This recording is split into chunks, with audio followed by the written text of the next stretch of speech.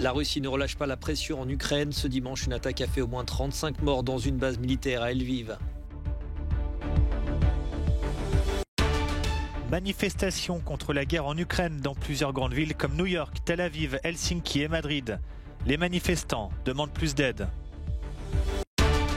Les gardiens de la révolution revendiquent l'attaque sur Irbil ce dimanche. 12 missiles ont été tirés dans le Kurdistan irakien. Au 18e jour de la guerre en Ukraine, les forces russes ont ciblé ce dimanche une base militaire près de Lviv, dans l'ouest du pays. Selon un dernier bilan des autorités, au moins 35 personnes ont été tuées et 134 blessées par ces frappes aériennes qui ont touché peu avant 6 heures du matin le Centre international pour le maintien de la paix et la sécurité, situé à moins de 25 km de la frontière polonaise. Voilà pourquoi nous demandons à l'OTAN de fermer le ciel ukrainien. C'est la seule manière de lutter contre un ennemi qui lance un missile de croisière à distance. Il faut que nous puissions compter sur un système de défense aérienne performant. Dimanche, en milieu de journée, Volodymyr Zelensky a annoncé sur Twitter avoir échangé avec son homologue polonais, Andrzej Duda, ainsi que le Premier ministre bulgare. Il a également remercié une nouvelle fois l'Union européenne pour son soutien et son aide. Cela n'empêche pas l'armée russe de progresser. Ce dimanche, toujours dans l'ouest de l'Ukraine, une attaque a été lancée contre l'aéroport d'Ivano-Frankivsk, a indiqué le maire de cette ville située à une centaine de kilomètres de la Roumanie. Les bombardements s'intensifient également autour de Kiev, où l'on craint un encerclement de la ville. Ce dimanche, au nord de la capitale, au moins une personne serait morte et une autre a été blessée dans le bombardement de cet immeuble résidentiel de 9 étages à Tcherniv. Depuis le début du conflit, les autorités dénoncent ces attaques contre les civils. Images satellites à l'appui, l'armée ukrainienne affirme que les forces russes ont déjà violé à de nombreuses reprises le droit humanitaire international.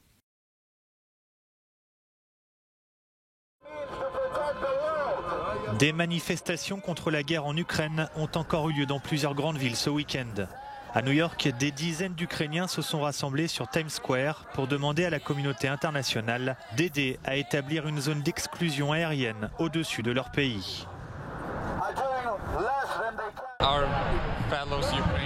Nos compatriotes ukrainiens, ils souffrent de ces frappes de missiles et des avions qui survolent nos villes et tuent des innocents, bombardent une maternité. Nous voulons simplement que cela cesse et nous voulons que les gens vivent parce que chaque être humain est fait pour vivre et non pour mourir. Nous demandons juste un peu de soutien pour fermer l'espace aérien. Nouvelle manifestation également à Tel Aviv. En Israël, la ministre de l'Intérieur, Ayelet Shaked, a indiqué que le plafond de 5000 réfugiés non juifs autorisés à entrer sur le territoire était presque atteint. Les manifestants estiment que l'aide apportée n'est pas suffisante.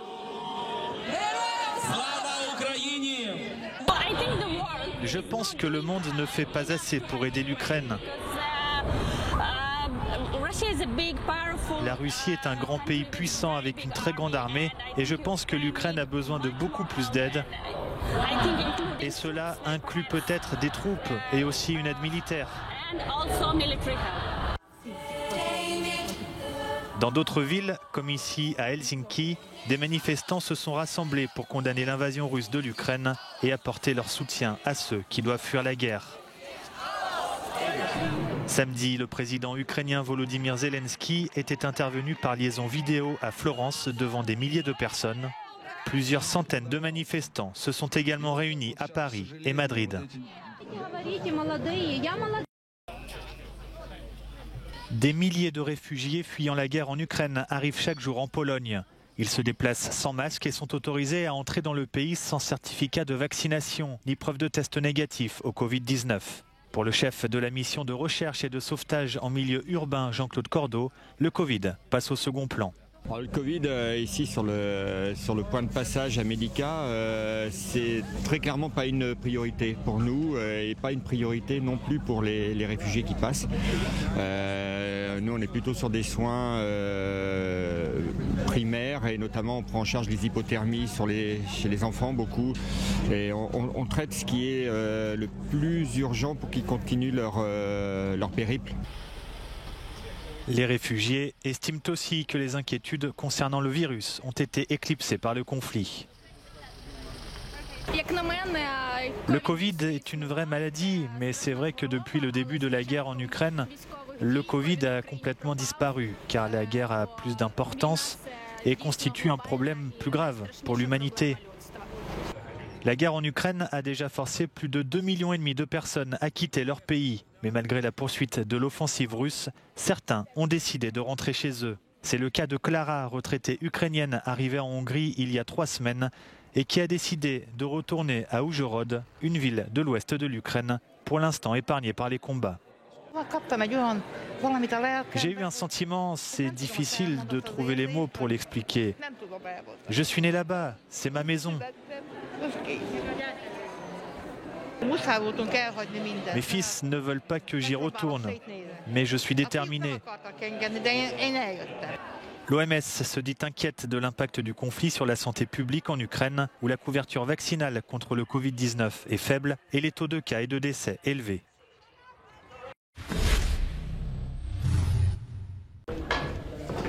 L'impact a fait de gros dégâts dans les locaux d'une chaîne de télévision, mais heureusement, aucune victime. 12 missiles ont été tirés dimanche près du consulat américain à Erbil, dans la région semi-autonome kurde du nord de l'Irak. L'attaque a été revendiquée par les gardiens de la révolution. L'armée idéologique de la République islamique d'Iran a indiqué qu'elle avait ciblé un centre stratégique israélien et a menacé l'État hébreu de nouvelles opérations destructrices. Cette attaque ressemble à des représailles après la mort en Syrie la semaine dernière de 2 hauts gradés des gardiens de la Révolution dans une attaque imputée à Israël. Paris a condamné avec la plus grande fermeté ces tirs de missiles, estimant qu'ils menaçaient la stabilité de toute la région. Bien que le calme soit revenu, le Mozambique garde les traces du passage du dernier cyclone qui a fait au moins 12 morts et 40 blessés. Avec des rafales atteignant les 170 km/h, le cyclone Gobe a détruit plus de 3000 maisons dans le nord-ouest du pays. Le cyclone qui est descendu en intensité se dirige désormais vers le Malawi qui est déjà en proie de fortes pluies. Au Guatemala, des centaines de personnes ont manifesté ce week-end contre la loi pour la protection de la vie et de la famille. Lors de la manifestation qui a débuté dans le sud de la capitale, les participants ont demandé le retrait de cette loi qu'ils estiment liberticide. Mardi dernier, le Parlement a alourdi les peines de prison réprimant l'avortement, interdit le mariage homosexuel et l'enseignement sur la diversité sexuelle. Le paquebot légendaire Queen Mary s'apprête à rouvrir ses portes avant la fin de l'année. En raison de la pandémie, l'établissement est fermé au public depuis mai 2020. Les propriétaires en ont donc profité pour effectuer des travaux de rénovation. Ce paquebot britannique, inauguré en 1936, a été racheté par la ville de Long Beach aux États-Unis en 1967. Depuis, il a été transformé en hôtel. C'est un petit rocher posé sur l'océan Atlantique, l'île de Saint, au large de la Bretagne. Altitude moyenne, 2 mètres au-dessus du niveau de l'eau. Certains habitants voient bien que leur île subit de plus en plus les assauts de la mer. Il y a un siècle, on allait à pied sur le bout de cailloux. Là, il y avait de la terre, il y avait de l'herbe. Voilà. Depuis, tout c'est parti. Et il y a pas mal, tout est parti. Et il y a pas mal d'endroits, même côté est, au Pelvende, où j'ai un copain qui dit ma grand-mère cultivait des patates. Et quand on voit, je vois pas trop où on peut cultiver des patates. Mais on le voit, le changement, il a lieu et sous nos yeux, quoi. Et c'est à échelle humaine. Les terres subissent l'érosion, les vagues charrient des galets, les digues sont régulièrement endommagées par les tempêtes. Pour autant, tous ne s'en alarment pas. Franchement, ça m'inquiète pas, voilà. C'est pas un sujet qui m'inquiète. Oui, il y a des tempêtes, bien sûr, mais comme il y a toujours eu. Il n'y en a pas plus, quoi. Le maire, lui, reconnaît que les tempêtes sont de plus en plus violentes. Ici, on se souvient notamment de celle de 2014 et des dégâts qu'elle a causés. Mais sur ce bout de France posé sur l'océan, la population ne peut se résigner à partir. Ainsi, cette jeune femme, Charline, 22 ans. Et on n'a pas beaucoup d'auteur ici, on est à 6 mètres grand maximum au-dessus du niveau de l'eau, donc oui, c'est quand même très inquiétant. Je m'inquiète, mais pour autant... je ne quitterai pas ici. Non. Pourquoi ? Parce que j'ai toujours vécu ici depuis toute petite, donc non, mais attachée à notre île. Après avoir longtemps regardé la mer, l'ancien gardien du phare porte un regard inquiet sur son île qu'il voit comme un laboratoire du changement climatique. Et il regrette que cette question climatique soit jusque-là totalement éclipsée de la campagne pour la présidentielle.